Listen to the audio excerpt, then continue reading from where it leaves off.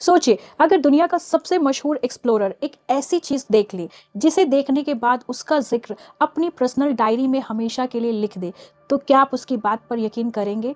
जी हाँ, साल था 1493, तारीख थी 9 जनवरी।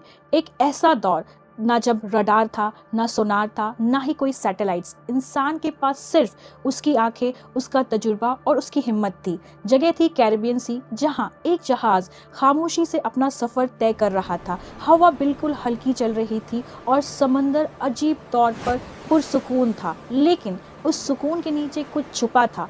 ऐसा कुछ जिसका अंदाजा उस जहाज पर मौजूद किसी इंसान को नहीं था। कुछ ही देर बाद जहाज पर मौजूद लोगों की नजर समंदर की एक जगह पर टिक गई। कुछ पल के लिए माहौल बिल्कुल खामोश हो गया। शायद उस वक्त किसी को अंदाजा भी नहीं था कि वो एक ऐसे मंजर के गवाह बनने जा रहे हैं जिसका जिक्र सदियों बाद भी किया जाएगा। कहते हैं ना, समंदर सिर्फ एक जगह से दूसरी जगह तक पहुंचने का रास्ता नहीं होता। वो अपनी गहराइयों में न जाने कितने राज, कितनी कहानियां और कितने अनसुलझे सवाल छुपा कर रखता है। और उस दिन ऐसा लगा कि जैसे उनमें से एक राज कुछ लम्हों के लिए सतह पर आ गया हो। Let me tell you one thing, ये कोई हॉरर मूवी नहीं है और ना ही किसी सेलर की नशे में बनाई हुई कहानी। ये दावा उस इंसान ने किया था जिसने दुनिया की तारीख का रुख ही बदल दिया। जी हाँ, उस जहाज का कैप्टन कोई आम इंसान नहीं था, वो था क्रिस्टोफर कोलंबस। राइट, आपने बिल्कुल सही सुना। वो एक्सप्लोरर जिसका नाम दुनिया की तारीख में हमेशा के लिए लिखा जा चुका है। कोलंबस अपने सफर से वापस लौट रहा था। महीनों तक समंदर में रहने के बाद उसके सेलर्स थक चुके थे और उनके लिए हर नया दिन बस एक सफर था, एक और सुबह और चारों तरफ बेपनाह पानी। लेकिन 9 जनवरी 1493 का वो दिन बिल्कुल आम नहीं था।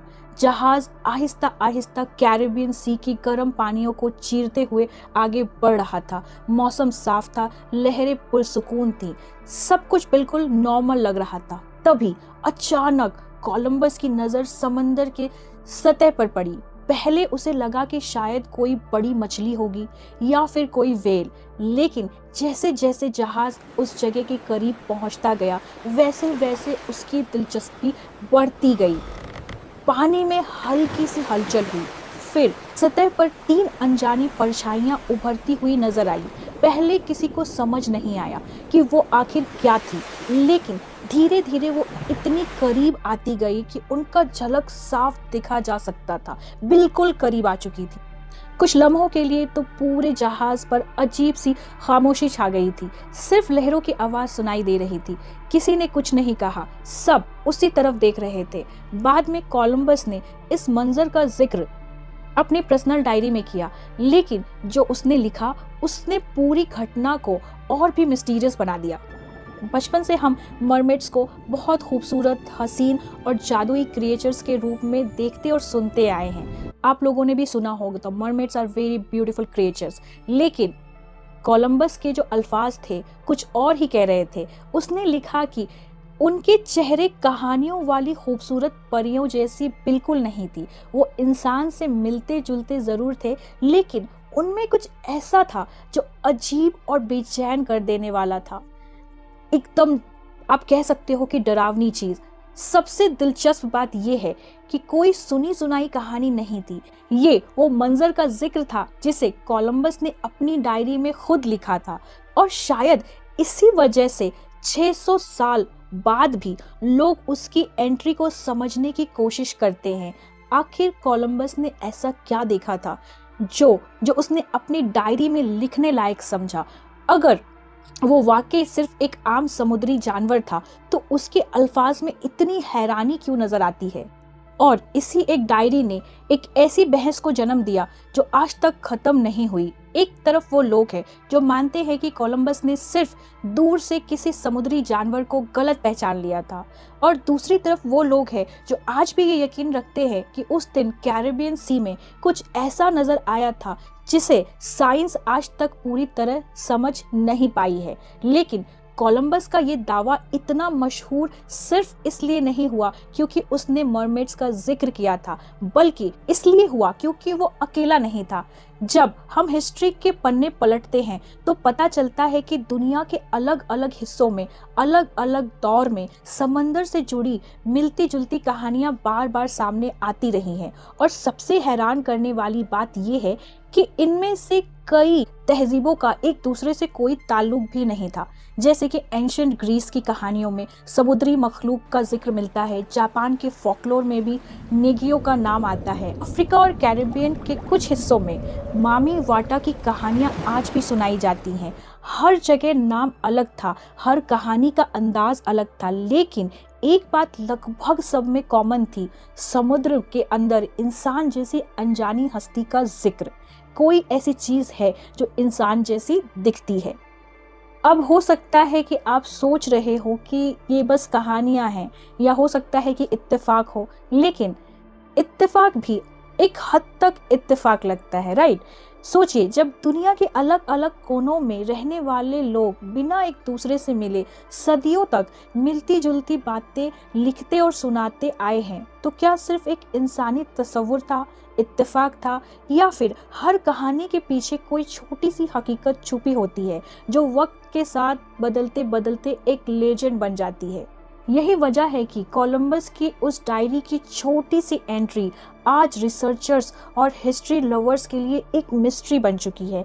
लेकिन सिर्फ कोलंबस ही नहीं, 17th 18th सेंचुरी के कई सेलर्स ने अपने सफरनामों में समंदर में अजीब इंसान नुमा क्रिएचर्स को देखने का दावा किया है। किसी ने कहा कि वो कुछ लम्हों के लिए पानी की सतह पर नजर आई और फिर गहराइयों में गायब हो गई।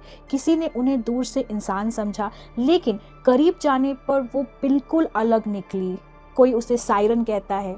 हालांकि इनमें से ज्यादातर दावों को कोई मजबूत सबूत कभी नहीं मिला, इसलिए हिस्टोरियंस इन्हें हिस्टोरिकल क्लेम्स मानते हैं, प्रूवन फैक्ट्स नहीं। लेकिन एक बात जरूर सोचने पर मजबूर करती है, आखिर समंदर ही क्यों? जंगल, पहाड़ और रेगिस्तान भी उतने ही पुराने हैं जितना समंदर।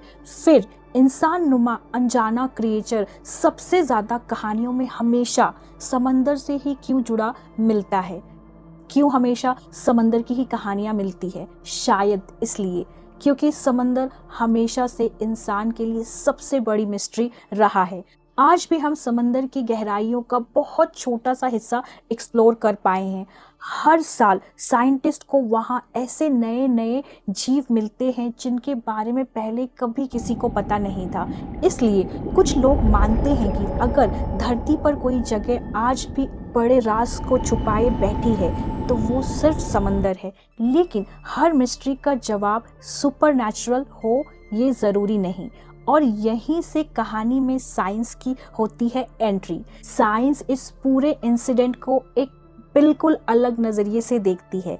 मरीन बायोलॉजिस्ट का मानना है कि क्रिस्टोफर कोलंबस ने शायद मैनाटीज को देखा होगा। ये बड़े समुद्री जानवर होते हैं जो कभी कभी दूर से देखने पर इंसान जैसे लग सकते हैं। अगर समंदर में रोशनी धुंधली हो, लहरें पानी के साथ को तोड़ रही हो और देखने वाला महीनों से लगातार सफर कर रहा हो, तो आंखों को धोखा खाना कोई अजीब बात नहीं। कई एक्सपर्ट्स का मानना है कि कोलंबस के साथ भी शायद ऐसा ही कुछ हुआ था, लेकिन ये थ्योरी भी हर सवाल का जवाब नहीं है। क्योंकि कोलंबस ने सिर्फ इतना नहीं लिखा था कि उसने समंदर में कुछ देखा था, उसने ये भी लिखा था कि वो कहानियों में बयान की गई खूबसूरत मरमिड जैसे बिल्कुल नहीं थी। ये एक छोटी सी बात थी, लेकिन इसने पूरी मिस्ट्री को और गहरा बना दिया था।